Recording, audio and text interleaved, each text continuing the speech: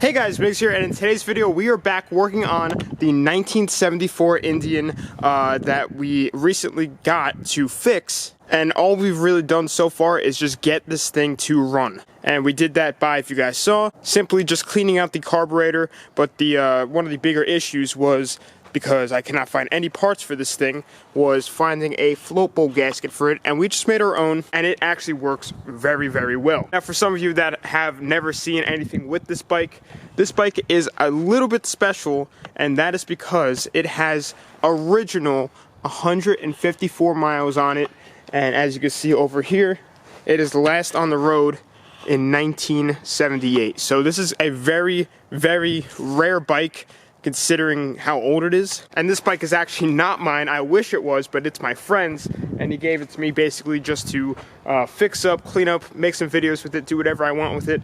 I really wish it was mine. But one of the holdups with, making videos with this have been finding parts, and as you can see, it is missing a front brake lever and the clutch lever. So I have no idea if this thing will even drive. So I went ahead and finally found a set of front levers for the bars that looks like that they will work, and I wanted to find everything original with this. I don't want to throw in any eBay special type stuff or anything like that. One of the biggest issues was that this lever has a interesting shape to it. You can see the angle on that, and I believe that these are going to work just fine. I think actually perfect. That looks really good, and we can finally see if this thing will drive, and if it does, then I want to begin the process of cleaning it up.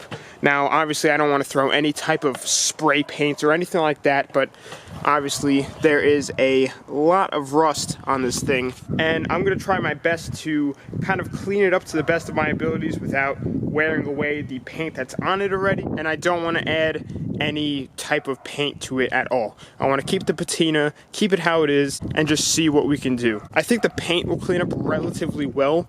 I mean, as you can see, we did get the gas tank all cleaned out, and it cleaned up really well in there, and along with that, the paint cleaned up very well along with it. But I think the hardest part is going to be the rims, because that is some serious rust on there. We'll see what we have to do with that, but anyway guys, that's enough chit chat. I want to get straight into working, and what we need to do first is get these levers to fit. Now yes, they look like that they will fit fine, actually perfect on the bars, but the only issue is that where the cable goes in on the lever, the cables that are on this thing, the heads of it are too big to fit inside of it, so it's really not even close to fitting in there. But these levers are pretty much my only hope.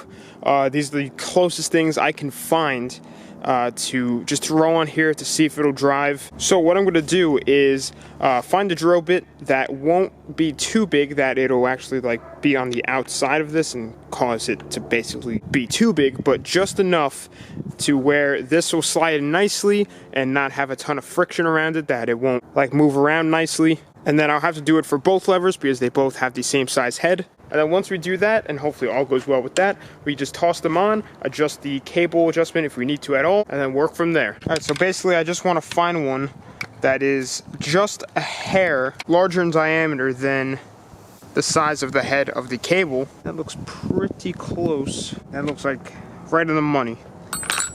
So I might go with the smaller one first, and then just test fit it. But if I need to, I'll go to the bigger one.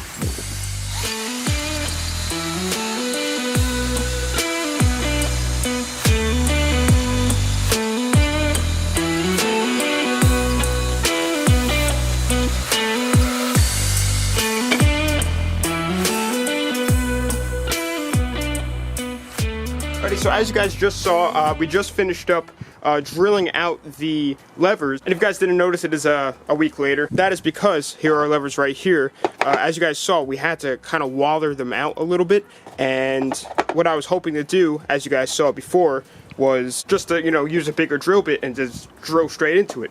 Well, the clutch lever was the first victim of that. It snapped basically completely off immediately. So I had to go ahead and order a new one, and basically I just had to go around the drill bit and get them a little bit bigger. So as you can see, this is one that I didn't do. You can see how small that is, and then how much larger that is now. But although they do fit now, the width of the head on either cable is wider than the lever. So we are gonna have to do some modifying on the heads with our good old Harbor Freight bench grinder. Been a while since I used that thing. I used to use it like for every single video when I first got it. And basically what I'm gonna do is just shorten up the end a little bit. Just a little bit, that's all it needs in order for the cable to sit nicely in that little valley that it's supposed to sit in. So obviously we are doing a little bit of jerry rigging, but I mean it's the best it's gonna get. I've been looking for trying to find original levers for this thing. I'm pretty sure I've told you guys 1,000 times already, but finding parts for this is next to impossible. Get the levers hooked up and hopefully everything works like the clutch and transmission.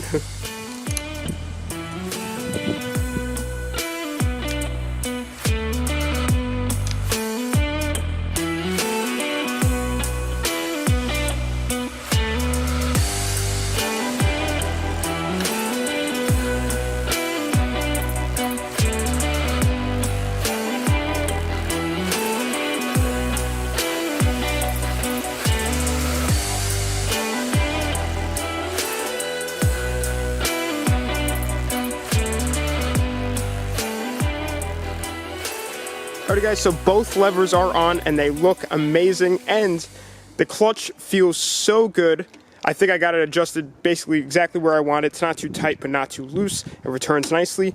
The front brake we're gonna have to work on. I mean it pulls in and everything, but it doesn't really return that well because it is like all gunked up down here, as you can see. So once we go ahead and clean up this whole bike, definitely deal with that and get this all adjusted. But what I want to do right now is, let's see if we have fuel. All right, we have a little bit, I'm going to put some more in. I want to go ahead and put this thing in gear for the first time in 43 years and see if the transmission works, if the clutch works. Yeah, I'm just going to put some fuel in it and then we'll check the oil and we'll give it a shot. Give the premix a nice shake up. I'm not going to do too much, just enough to test it out quick. That should be good. It's right there on the dipstick, and we are going to have to give this thing an oil change too once we know everything works. All the oil is settled to the bottom because this thing hasn't been cranked over since we got it running, which was quite a while ago. So let's see how many kicks it takes. I mean, it only took like one actual kick to get it running for the first time in 43 years, so I'm going to assume it's going to take one again. Turn on the key. All right, here we go. Maybe the choke isn't on. Let's see. There it is. So I'm just gonna let this thing just warm up a little bit because it has been a while, but it still amazes me how amazing that this thing runs and sounds. It always blows me away, and I've only started up like twice since I've had it, so I'm definitely really excited to see how she feels. I'm not gonna rip on it because once again, if you guys don't know already, this is not my bike. It probably has the original tires on it, the original oil in it, so yeah, I don't want to run it too long with this oil. Let's go ahead and put it in gear and see what happens. Oh my god. The shifter on this thing hasn't been moved in so long that it is rusted completely up. Now, hopefully, that isn't the transmission that is rusted up. And hopefully, it's just... Oh, there it goes. It's moving a little bit. Ooh, that does not feel good. That actually feels like the transmission almost. I mean, it's not locked up, but it is just... like really corroded. Alrighty, so what I'm going to do is actually do an oil change now, get fresh oil in there, and then I'm probably going to just try and like massage this or something with just going back and forth because it is really just seized up bad, and kind of just go where that seal is with maybe some Kroll oil and kind of just get it moving back and forth. But I mean, the transmission doesn't feel right because it doesn't return. Like when it goes into a gear, like that's probably first, it's like way down there, and then that's second, third, yeah, but I think you know what I mean. It's like a sequential gear that you find in like a race car, but on like a dirt bike. Now that could just be because it can't return because it's so seized up, but I don't know, we'll see. We'll get the old oil out of this. I do have to go pick up oil for it, but I haven't messed with the transmission at all. So, but hopefully this is an issue that I had. Maybe that's why it was parked or something like that, but I don't know, time will tell.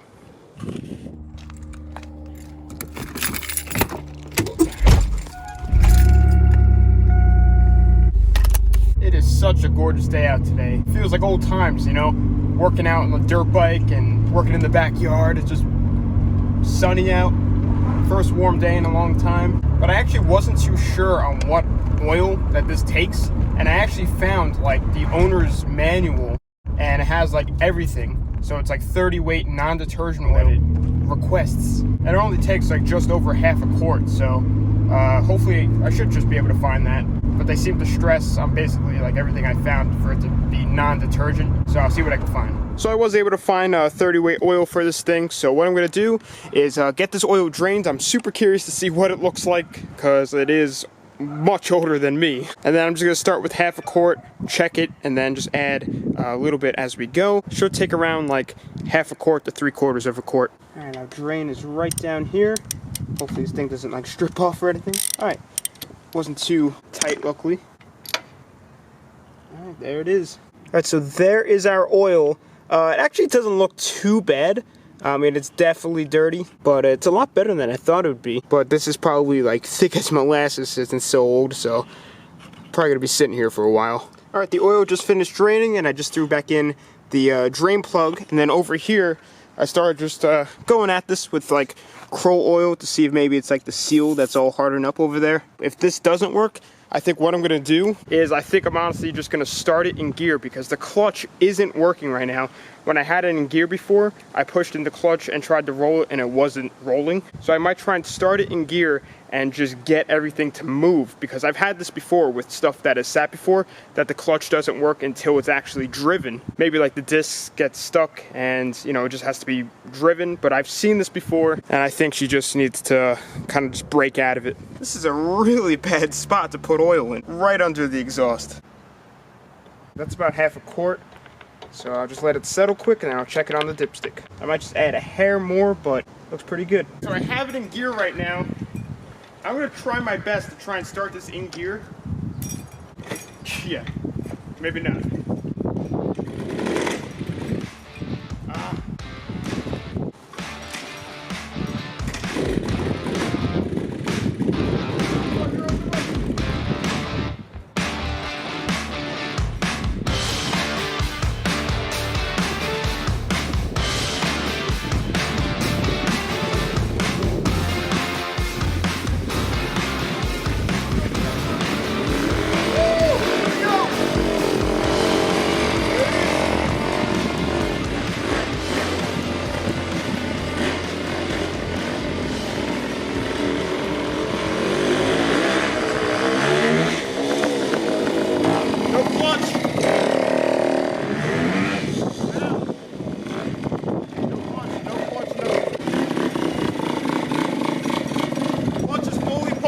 Nothing.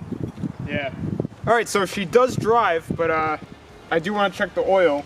So the transmission, I guess, kind of works. I'm not really too sure what to classify this as, because I can't shift it, and the clutch doesn't work. It's perfect still. I don't know if I should just keep like running it and trying to get it to like unlock, but then again, the shifter is just brutal. This doesn't seem to be getting really much better. I mean, maybe a little bit, but still very like unnatural. I am slightly worried that something in the transmission is messed up, because that's what it feels like. Then again, if I feel if something in the transmission was messed up to the point of how bad that shifter feels, then we would have heard like a grinding noise when it was in gear and driving. We know that the gears themselves are moving freely. It has to be something within the shift linkage that's messed up, but still, even if it is internal, it's still a big job. You still have to split the cases, and we've done that before. OG viewers remember on the RM. So I've been messing around with this thing for quite a while now, and still no luck with the clutch, but I'm getting there with the shifter, and I'm kind of starting to self-diagnose what may be going on. So I kind of got it way looser now, so now it actually is movable, and I'm kind of figuring out how the gears are working in this thing, and I'll basically run you guys through it right now. So what I believe is happening is that the return spring that's supposed to bring the shifter back to where it sits, you know, normally between any gear, I believe is not working. Now, right now, I'm in neutral, as you can see. Put it down in the first, it's in first. Now, if I just leave it like that and go back up, there's the next gear. It's neutral again. But now that it's in neutral, I'm gonna go ahead and put it into the next gear, which should be second. All right, it's in gear, but now I'm on the top gear and I'm actually in like 4th. Now I'm gonna run you guys through what should be happening, but not. All right, so now we're back in 1st. I'm gonna go ahead and put in neutral again. All right, there's neutral. So now, instead of it going straight from neutral to 4th or whatever, it should go to 2nd. So now what I'm gonna do is put it up just like that. So now we are in gear. But as you can see, I can't go up anymore. This is the highest gear. But as if the shifter was returning, I'll go ahead and lower it, and it should be doing this on its own, but listen to the noise it makes.